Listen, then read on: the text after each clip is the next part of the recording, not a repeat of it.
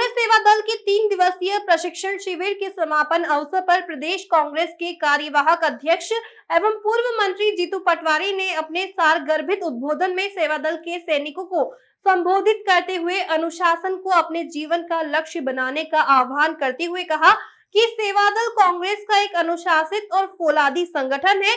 इसे सांप्रदायिक शक्तियों से मुकाबला करने के लिए मुख्य भूमिका में लाना होगा। साथ ही लोकसभा, विधानसभा एवं नगरीय निकाय के निर्वाचन के लिए प्रत्याशी चयन के अधिकार भी देना होंगे। कांग्रेस के 3 दिवसीय प्रदेश स्तरीय चुनावी प्रशिक्षण शिविर का शनिवार को गरिमामय आयोजन के साथ समापन हुआ, जिसमें अतिथियों ने संगठन शक्ति, इतिहास एवं वर्तमान राजनीति परिदृश्य पर बेबाक विचार रखे। समापन अवसर पर कांग्रेस सेवा दल के राष्ट्रीय अध्यक्ष महेंद्र जोशी, प्रदेश प्रवक्ता भूपेंद्र गुप्ता, बूथ प्रबंधन समिति प्रमुख डॉक्टर संजय कामले, कांग्रेस की संभागीय प्रवक्ता रीना बोरासी, सेतिया सहित अन्य वक्ताओं ने अपने विचार रखे। शिविर आयोजक एवं शहर कांग्रेस सेवा दल के अध्यक्ष मुकेश रामचंद्र यादव ने बताया कि सेवा दल के 3 दिवसीय प्रशिक्षण शिविर का आज अंतिम दिन था। इस अवसर पर सभी अतिथियों का प्रतीक चिन्ह भेंट कर प्रदेश अध्यक्ष योगेश यादव, शहर अध्यक्ष मुकेश यादव एवं कैंप कमांडर हरिशंकर राय ने सम्मान किया। संचालन योगेश यादव और मुकेश ठाकुर में और अंत में आभार शिवराधिपति हरिशंकर राय ने माना।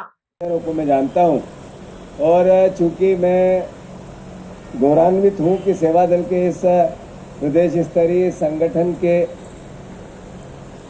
इस आयोजन में मैं आप लोगों के बीच में हूं।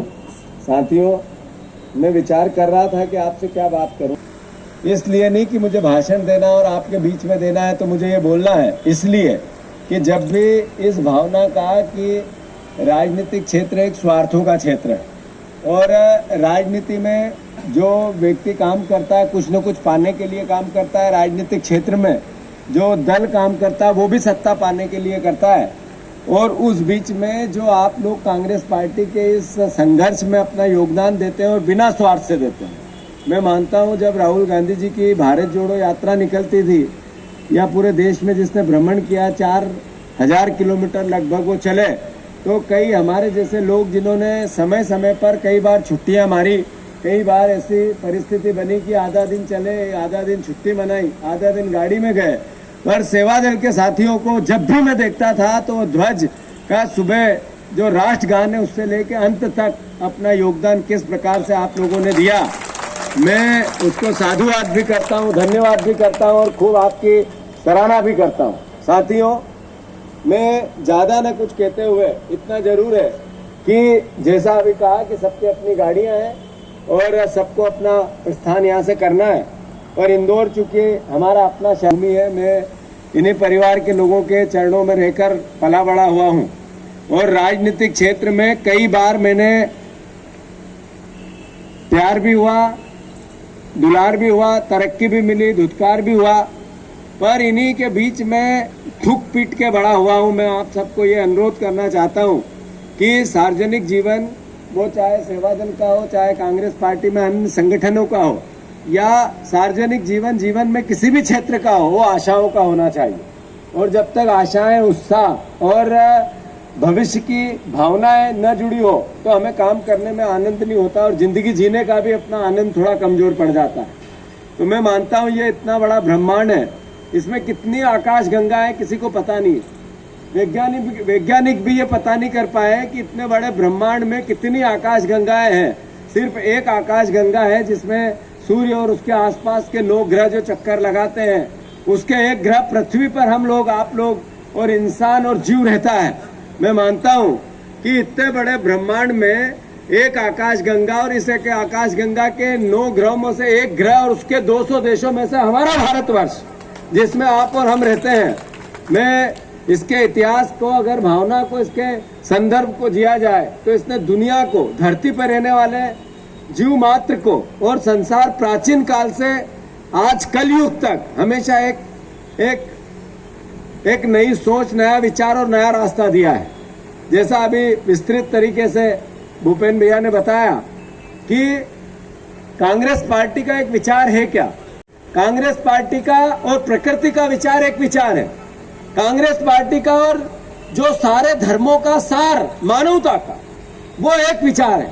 कांग्रेस पार्टी इतनी लंबी चली, भूपेंद्र भैया बता रहे थे, लंबी क्यों चली? इसलिए चली कि उसने न्याय किया। कई उतार चढ़ाव आए, लहरें आई, कई बार पार्टी पे आघात आए, विचार पे आघात आए। अभी नहीं, जब देश की आजादी से पहले भी आए। देश की आजादी की जब लड़ाई चलती थी, जब आरएसएस को और भारतीय जनता पार्टी के विचार के लोग, संगठित कोई नाम नहीं था उनका, पर फिर भी असंगठित रूप से कांग्रेस के विचार पर घात करते थे। जो देश की आजादी के लिए लड़ता था, उसको किसी न किसी रूप में पीछे से पंचर करने की कोशिश करते थे। संगठित नहीं होंगे, संगठित थे भी, पर फिर भी उस समय भी कांग्रेस देश का विचार, प्रकृति के न्याय का विचार, मानवता का विचार और जो सर्वधर्म संभाव का विचार, इसको जीती थी। जब देश आजाद हुआ तो ये भावना प्रबल हुई कि क्या कांग्रेस पार्टी देश की तरक्की में, पंडित नेहरू को लेकर कई बार जो लंबी चर्चा होगी, सवाल खड़े किए जाते थे। महात्मा गांधी को लेकर ही कई सवाल खड़े करने लग गए। जिस व्यक्ति ने एक लंगोटी में, एक कपड़े में अपने पूरे जीवन को न्यौछावर कर दिया और अंतोगत्वा एक 3 गोलियों से अपने आप को, उनको मोक्ष मिला। एक तरह से इतनी बड़ी सेवा के बाद उनके खिलाफ ये दुष्प्रचार करने में बीजेपी की विचारधारा, आरएसएस की विचारधारा कभी पीछे नहीं रही। इनकी 2 आंखें हैं, 2 जबान है, इनके 2 हाथ हैं।